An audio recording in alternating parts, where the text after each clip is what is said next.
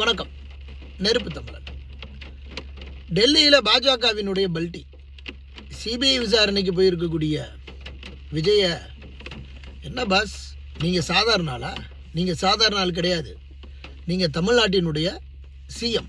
ஆனால் இப்போ நீங்கள் சிஎம்மாக இருக்க வேண்டாம். இப்போ ஒன்றும் இல்லை, நீங்கள் எதிர்க்கட்சி தலைவராக இருங்க, என்டிஏ கூட்டணிக்கு வாங்க, எடப்பாடி பழனிசாமி சிஎம்மாக இருக்கட்டும், அடுத்த ஆட்சியில் நீங்கள் தான் சிஎம், அதில் மாற்று கருத்தே இல்லை அப்படின்னு பகீர் பல்ட்டி அடிச்சிருக்கிறாங்க பாஜக.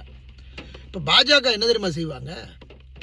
ஒவ்வொரு ஊருக்குள்ளேயும் போய் அந்த ஊருக்குள்ளே இருக்கக்கூடிய பெரிய மனுஷங்களை விலை கொடுத்து வாங்கி, அதற்கப்புறம் அந்த பெரிய மனுஷனை தன்வசப்படுத்தி, அப்புறம் மொத்தமாக அவனுடைய வீடு சொத்து சோகம் எல்லாத்தையும் எழுதி வாங்கிட்டு அவனை நடுத்தருவில் விட்டுறது தான் பாஜகவினுடைய பெரிய வேலை. இதைத்தான் அவங்க தமிழ்நாடு முழுவதும் மட்டுமல்ல, இந்தியா முழுவதும் இதைத்தான் பண்ணிகிட்டு இருக்கிறாங்க. இப்போ எப்படி அதிமுக மேலே சவாரி பண்ணிக்கிட்டு இருக்கிறாங்கன்றது உங்கள் எல்லாருக்கும் தெரியும்.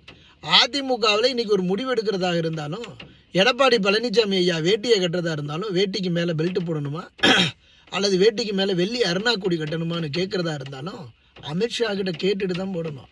உள்ள பட்டாப்பட்டி ட்ரௌசர் போடணுமா இல்லை வேறு ஏதாவது கலர் கலராக போடணுமான்னு இருந்தாலும் அமித்ஷா கிட்ட கேட்டுட்டு தான் போடணும். அப்படிப்பட்ட ஒரு இடத்திற்கு எடப்பாடி ஐயா பழனிசாமி தள்ளப்பட்டிருக்கிறாரு.